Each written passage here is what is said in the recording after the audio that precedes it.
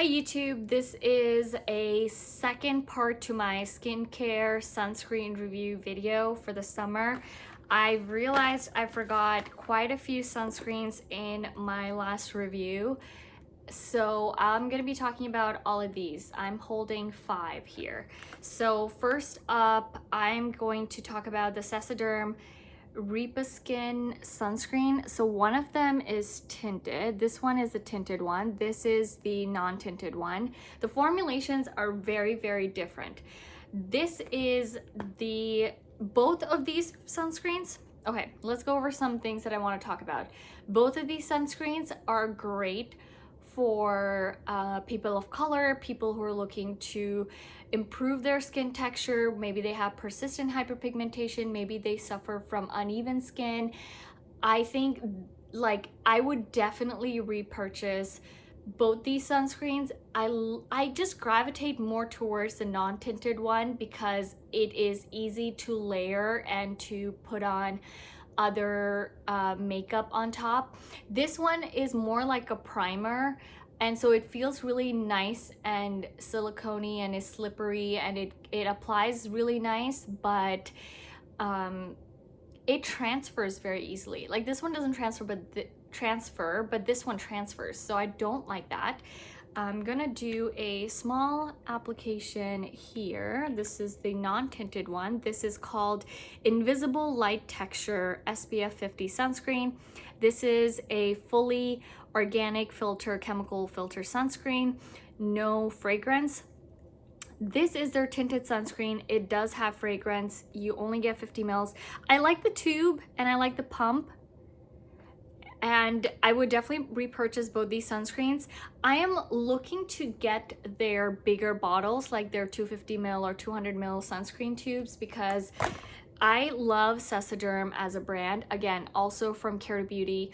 This has 2 DNA repair enzymes that there is evidence that they help the skin repair itself and improve the appearance of the skin. So if you're struggling with uneven skin, if you're struggling with persistent hyperpigmentation, these sunscreens can really help you. I don't think they can make a huge difference in improving appearance of fine lines and wrinkles. I think for that you would have to use tretinoin. I think for seeing any significant difference, you would have to use tretinoin and other things that are much more research backed than these DNA and repair enzymes. But if you're interested in products with DNA repair enzymes, these sunscreens would be highly reasonable options out there, because first of all, they're sunscreen, so you're getting really good sun protection. The tinted one has fragrance. It doesn't linger. The non-tinted one does not have any fragrance. They're not the same formulation. So it's not like La Roche Posay's tinted versus non-tinted formulation, where the non-tinted one is the same UV filters but has no tint in it. This tinted sunscreen has zinc oxide, titanium dioxide. It doesn't leave a white cast, and it has a really nice chocolate buttery texture. And the non-tinted one does not have any white cast either, but I don't know, I just gravitate towards the non-tinted version the most because it is such a beautiful finish. Both of them do not leave a white cast, but the tinted version, hold on, which one's the tinted one? This is the tinted one. The tinted one is like you put on a shirt on top, you do, maybe you're laying down and you rest your head, it transfers onto the pillow. The non-tinted one does not do that. So highly recommend. I will definitely repurchase this. It just looks so nice on the skin. I'm so happy with these sunscreens. Next, I want to talk about the Uriage SPF 100. So I've had this product for over a year now. This is such a beautiful texture on the skin. It leaves a white cast. It looks like heavy on the skin in the beginning when you apply, but over time it looks like you have a really subtle like cast, but at the same time, like, it is not greasy or heavy. It does not, it gives you a satin finish after. This is SPF 100. Sometimes you want to use high SPF when you know you cannot reapply as diligently. You're supposed to reapply all the time, and you're supposed to reapply SPF 100 as well, but this one is really great for days when you just want to apply a thick sunscreen. Maybe you're recovering from an acid peel, maybe you're you know, a tinted sunscreen is not the one that you want to use right now. I can try to put some on my forehead. No fragrance. It does leave a white cast. I am comfortable with the white cast, but if you have a deeper skin tone than me, I can see this not working out for you, but at the same time, like, if you have deeper skin tone and you want to use an SPF 100 that has a white cast, go ahead and use it. If you don't like the white cast and it's bothersome to use, don't use it. Like, I love it when I see girls with white cast because they're just embracing using sunscreen. They don't care about what it looks like, because at the end of the day, it's protecting your skin. And that's what we want. We want skin protection. I'm gonna leave this and see what it looks like after just, you know, letting it rest on my skin while I talk about two other sunscreens. This is also fragrance free. It's 50 mils. It's one of the most affordable SPF 100s that I've seen. I love this sunscreen.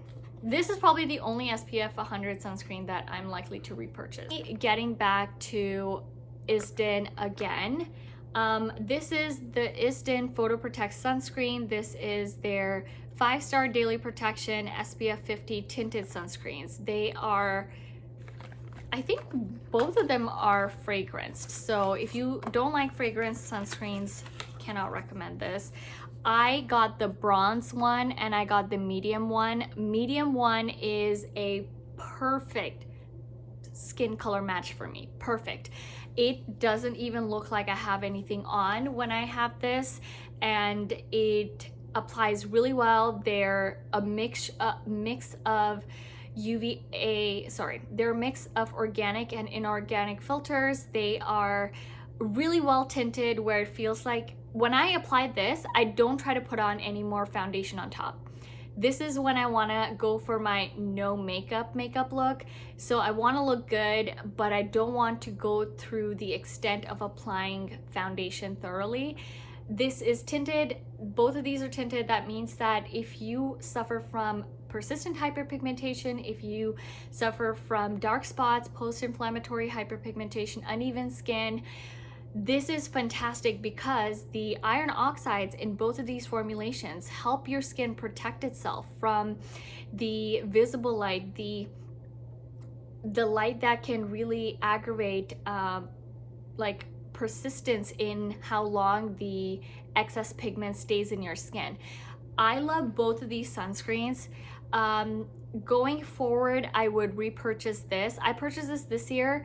I thought when I looked at their images, this was the right skin tone for me, because I always see tints and they're almost always too light for me. So I got the darker one. This is their bronze, but I'm gonna show you what they look like. So you have to shake them quite a bit.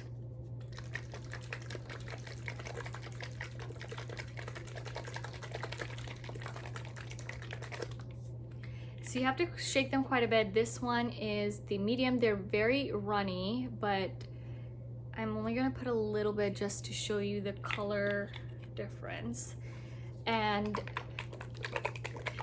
they apply so well. Like, it rubs into the skin really well. It does not leave, no white cast, nothing streaky. It doesn't sting around the eyes. It stays really well. It's water resistant. I mean, you could apply makeup on top. I've only applied like setting powder on top of this, but not experienced any pilling, any kind of issue. If you're looking for something cosmetically elegant, I highly recommend ISDIN tinted sunscreens. They don't have the UVMune 400 UV filter that the La Roche Posay one has, so I don't know how they compare, because there needs to be like clinical testing to determine which one is more effective. If you find your shade in this but not in the La Roche Posay, stick to this. This is very strong skin protection. These sunscreens used to have PPD ratings, but I don't see them so much anymore. Okay, so this one just kind of dripped a little bit, so I'm gonna apply this beside it to show you kind of the difference.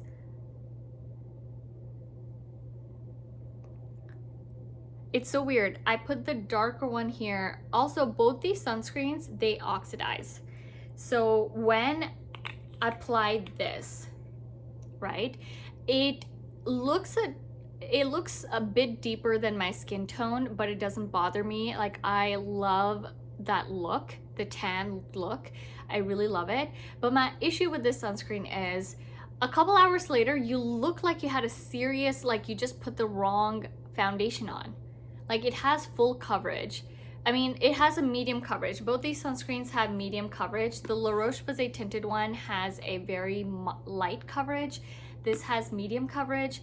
They both oxidize, and I think this is the best. Like, it looks like a perfect match for my skin, and the oxidation doesn't make me look like I have the wrong sunscreen on. This one, even though this is the lighter one and this is the darker one, this looks darker to me, but over time this will oxidize to look darker than this. And yeah, I mean, I'm definitely going to repurchase the sunscreens, but I'm only going to get this one.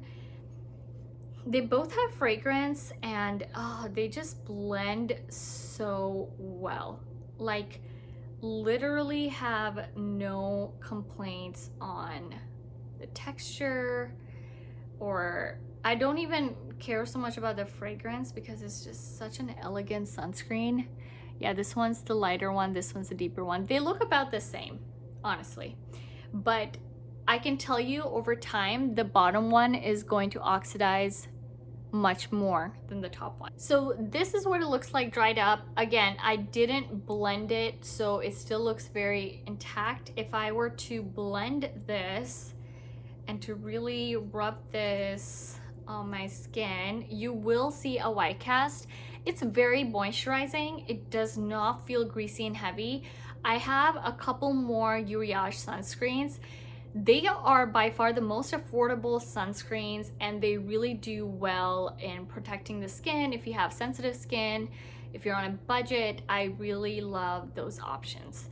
I might not repurchase Eucerin's body sunscreens, not because they're not good, but because this is just, I love this so much. And I'm on a budget, so I'll repurchase this and other sprays.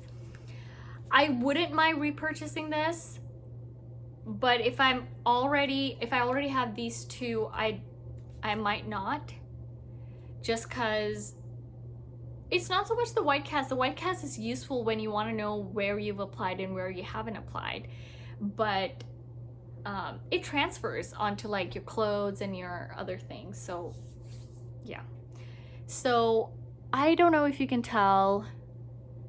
The second one is the darker, like the bronze one. The top one is the medium color. The bottom one has definitely oxidized a lot more than the top one. The top one has, sorry, I should say, the bronze and the medium has more of a peachy pink undertone. This one has more of a peach undertone, orange like undertone, if that makes sense. It looks really orange. So over time, this does not match my skin color.